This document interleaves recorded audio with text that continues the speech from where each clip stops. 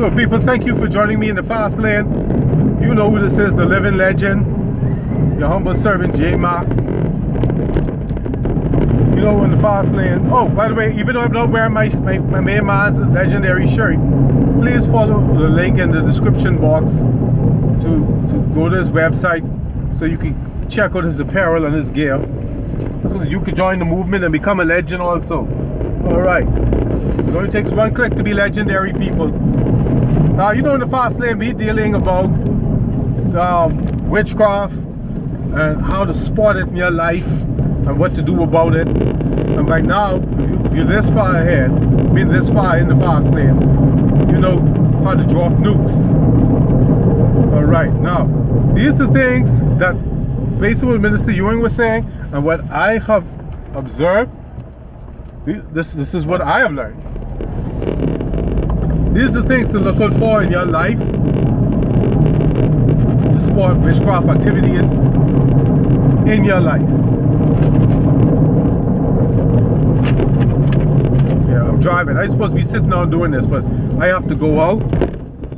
And so I'm trying to kill two birds with one stone because there's a lot of traffic. So please don't do this. I shouldn't do this. I know better than to be doing this. But hey, I'm sitting in traffic, so I might as well kill two birds with one stone. Now the first thing to look for witchcraft activities in your life or attacks on you in the spirit world is to look at your family. Yes. Right. Look, but you can most look for the negative. I would say, let's say negative attributes in your family or negative things that happen in your family. That right there will probably let you know. I hate to use the word curse. Now, to me, it'll be a curse if,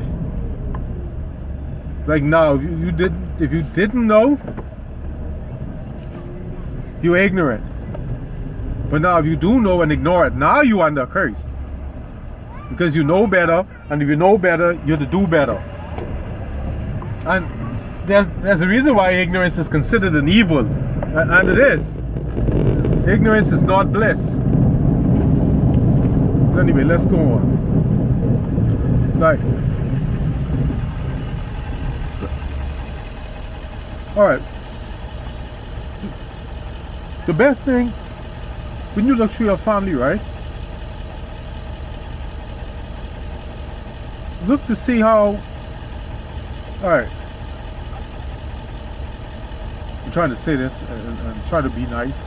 Anyway, look to see what your family's relationship is with the chemical romance. To me, that's the number one sign, because that's what I notice. Are there any of your family members that are in love with the bottle? I remember a very, very, very beloved relative of mine.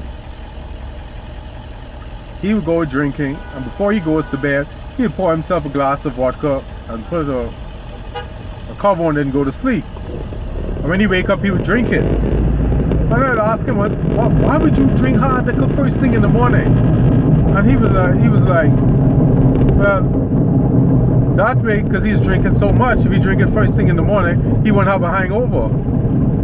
I'm like, what? So I was like, why wouldn't it make sense not to get to the point to get the hangover? So he says, not that easy. It makes sense to avoid getting the hangover. But anyway, we had a conversation once, and he had told me he doesn't ever want to see me with a bottle in my hand. And I told him, that's hypocritical. Because if you want 3 hands, you'll have 4 bottles. So he found that funny, and he was like, this isn't so easy to stop. It was easy to get into, now we can't stop. Then, as I got older, I noticed that bottle marches through the family. My grandmother had told me and warned me not to drink the devil's piss. She herself told me not to drink it. So I don't drink. Because of that, I'm be drinking the devil's piss. Then not only that, I start noticing people around me, they love that bottle. Either one or both parents love that bottle. The siblings of the parents love that bottle. The grandmother loves that bottle. The grandfather. And I was like, oh, this is what my cousin means when he said, it's not that easy.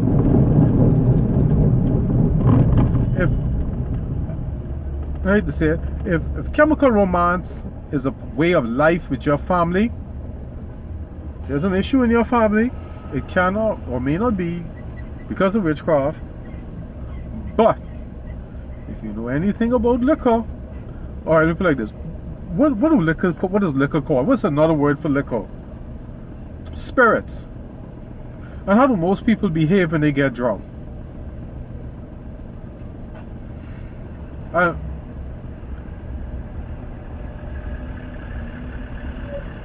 With that liquor, most people, when they come to, they'll be like, oh, I don't even know what made me do that. Now, because I didn't know any better, I'm like, do it. Because you wanted to. You just used the liquor. Like how they said, Dutch courage. You drink to get the courage to do stuff. I also learned that you, by getting drunk and doing drugs, you allow yourself to be a conduit for evil. You allow yourself to be a portal for evil to enter the circle. And look what happens to what do most people do when they're intoxicated? When even look at the word intoxicated, to be poisoned.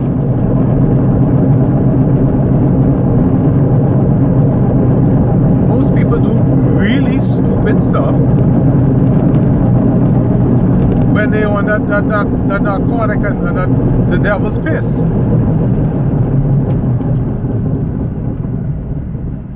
And the reason why I mentioned this first is because of the big bottles of hardcore liquor that was buried in my garden in my dream. Vodka and tequila.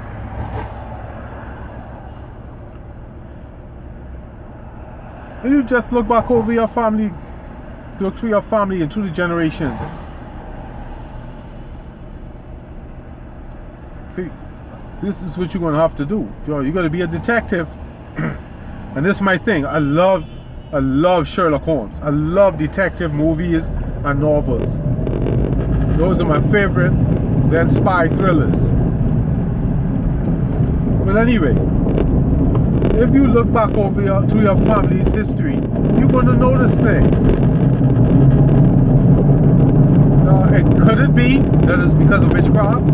Maybe.